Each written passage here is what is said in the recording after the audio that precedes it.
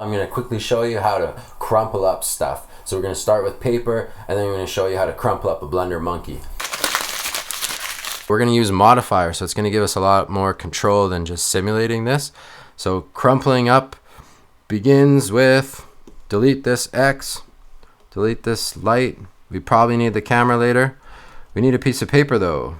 So we're going to rotate simple plane in the X, go over here, scale it in the Z a little bit, make it look more like a piece of paper. Go up to your blender kit stuff here, materials, and grab the one called wrinkled paper, or it's your choice really, but I like how this looks. You can see it in the shader view. Looks all right. Now we need a modifier. So modifier, we're going to deform this plane using a displacement of by a texture. So we go new. The texture is not going to be an image or a movie, it's going to be distorted. You can change the effects there or add another one of these displacements if you want. You can have two. I found that looks cool. It makes some of the settings different on the other one. Make it more crumply. But look, it's like displacing the whole thing, and that's because we don't have geometry. So we go add a little bit more vertices here by going 10. You can change the smoothness or give it a fractal look. Oh, cool. Now it looks more crumply. It's giving you a 3D version of a piece of paper gone wild. Now looking kind of crumply, but I need to crumple it. Like we need to animate some crumple, make it round.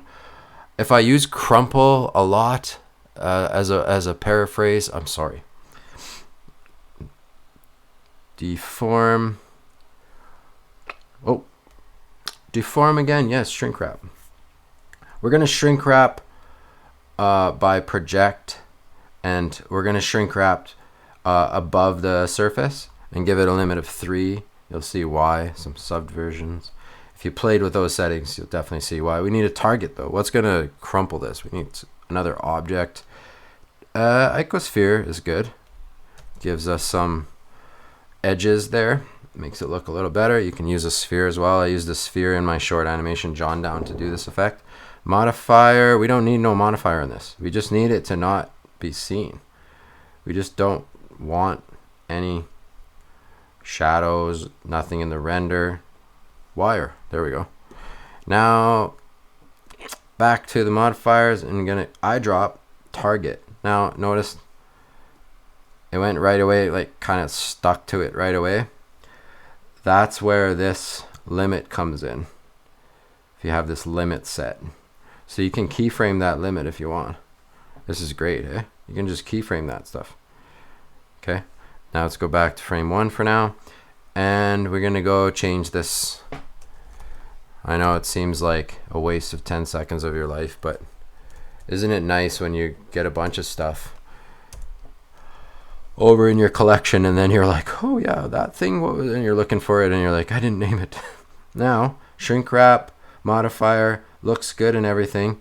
We can set some keyframes, go to keyframe 20, move the icosphere now into position.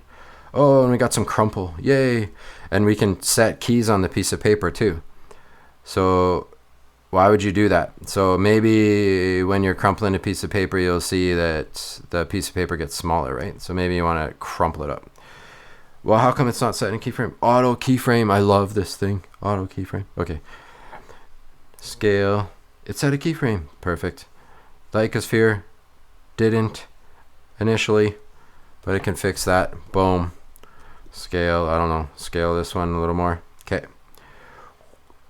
Now, it didn't move in with each other. Why? There we go. Okay.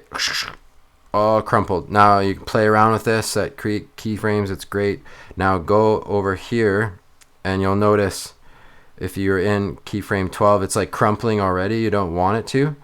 You have this ability to set keyframes for the strength here too. So let's set on keyframe 1. Let's set the strength as 0. Oh, it looks like a piece of paper again. And in the camera, I can move it around, scale it. I can crumple part of the paper if I wanted, or the whole paper. It's great. It's a great little function. You can move around in this view to give it more of a 3-dimensional crumple. Go back to your camera, Control 0. Now that looks all right. It's crumpling up. Okay, what else do we want? Maybe you want to add a subdivision surface. We'll keep this at the bottom. You see how that changed things drastically? You might or you might not want that. Now if I move around the piece of paper, it lost some crumple, but you can go and adjust these settings again. And now if you want that, I would recommend using the boundary smooth keep corners, because you see how it just gave it a jagged edge there. When you crumple up a piece of paper, it's not gonna make the corners smooth. So add that keep corners there to your subdivision surface, and then decide on how much you want it to be smooth.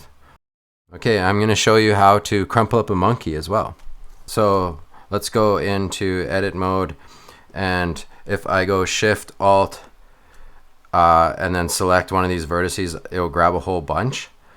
And maybe I can do that around the eyes. I just want to make a bunch of cuts so that, you know, this is really going to affect how it looks. So you might spend a couple times doing this part. V to cut it. Now, like, I'm just going to leave the vertices where they are because I don't want the monkey breaking into pieces. I want them doing that when I crumple them, but not right away. So I'm off on keyframe 81 for some reason. I'm going to delete that. So now he's not entirely intact. He has holes in him basically already, cracks in his surface. Let's move him over by Shift S. Let's move the selection to the cursor.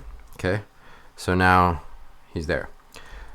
We need effect modifiers on him to crumple him up, just like how we did with the piece of paper. So we're going to go auto, do this all again. Generate, not generate, deform, displace, and go back to our texture there. Change the strength to 0. He went crazy right away. And let's set a keyframe on 1 for him for that. And then we go into deform again, shrink wrap once again. Same thing, project above the surface with a limit. Maybe faster, just set keyframes right away on that. 3 and offset 0.04. I don't know, add a little offset. You can edit that later too.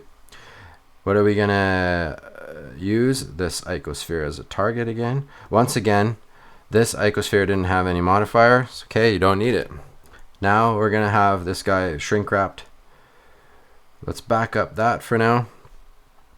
Go to frame like 20 and get him projecting, or getting this icosphere moving.